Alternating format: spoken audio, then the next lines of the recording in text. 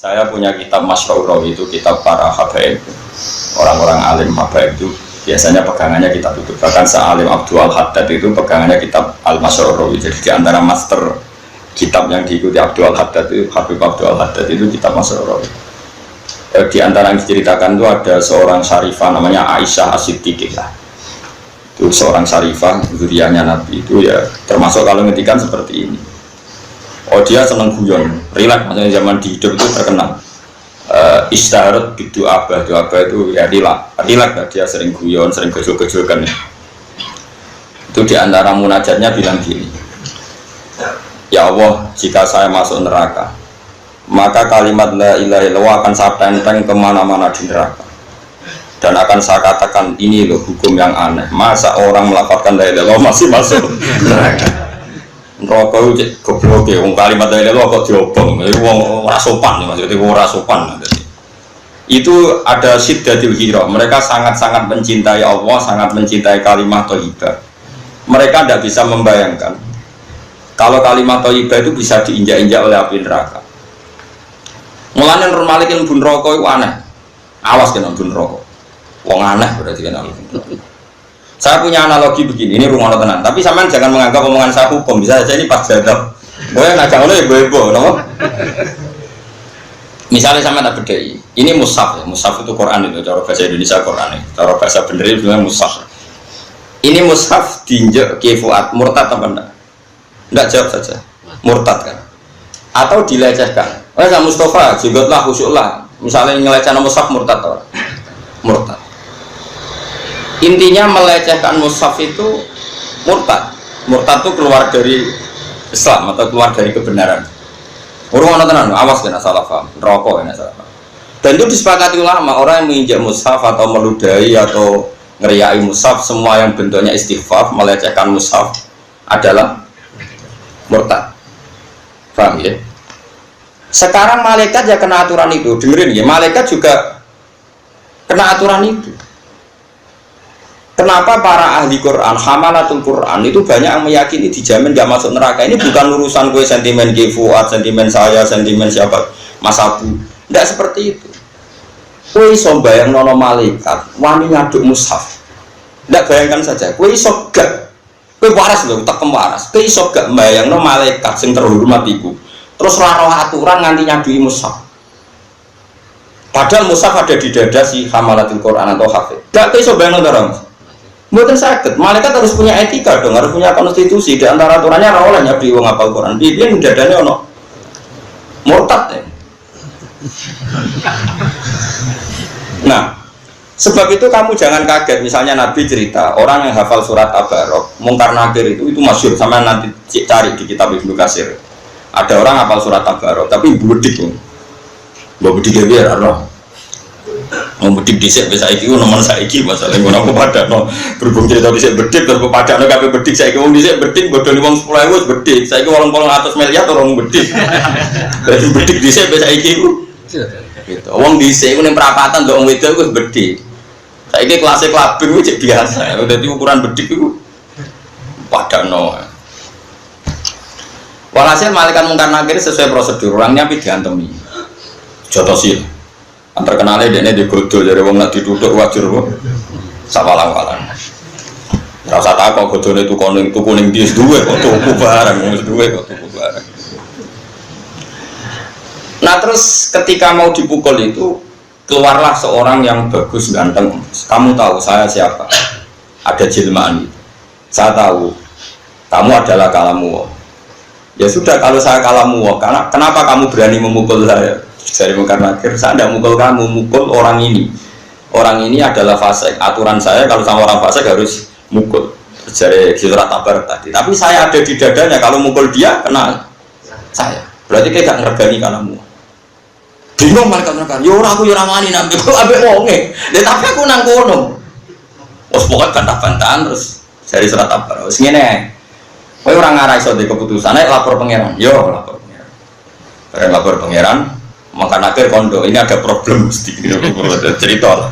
Ini ada problem. Ini kan di luar dugaan, ini ada sedikit problem. Orang ini tak seksa, gak mau yang melindungi surat Tabarok. Di situ hanya satu surat Tabarok. cari riwayat kulhu sebetulnya kan. Tapi riwayatnya kafe tabar kok genting.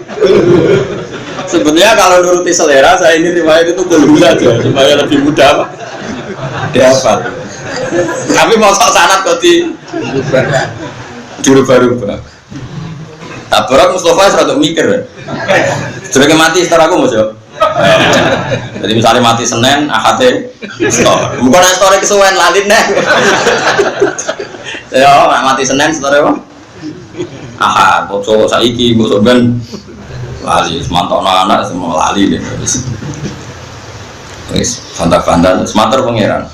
Ya Allah, jika saya sebagai kalamuka tidak bisa mensafati orang ini, orang yang menghafal saya, bahkan dia tidak tidur karena saya, punya kesibukan tetap ngaji saya, sampai dia tidak lupa sampai sekarang. Hapuskan saya, anni min kitabik. Aku orang sebagai kitab buka ya. Aku rasa jadi surat tabarak. Wes jadi makhluk biasa. Orang rasa jadi kalamuka. Dibang jadi kalamuka ya keren. Resonya faati ya kok. Tiang diki.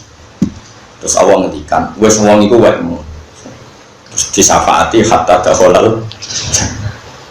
Sehingga disebut yaitu ala siratin murasat terus ila jannatin apa rafiqa wa minan nari sitrau wa hijab. Al-Qur'an itu minan nari sitrau wa hijab. Logikanya seperti itu. Jika normalnya orang yang hafal Quran, yang punya kalimat thayyibah, yang hafal beberapa kali, normalnya itu nggak masuk neraka. Neraka ini akan menjadi makhluk yang aneh jika dia berani menyiksa orang yang di hatinya ada kalimat thayyibah atau ada Qurannya.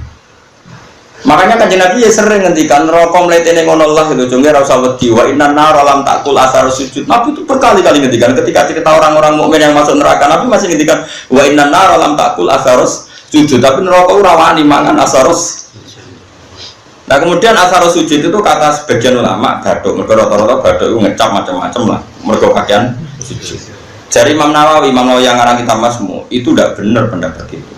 Orang sujud itu melibatkan 7 anggota, yaitu 2 tangan, 2 rukbaten, 2 kodamin. Harusnya jangan hanya batuk, tapi ya batuk, yaden, rukbaten, kodamin anggota 7. Lah anggota 7 wae iso ngadeg mergo anggota yang lain kudune yo kabeh. Pokoke walhasil itu gak sido.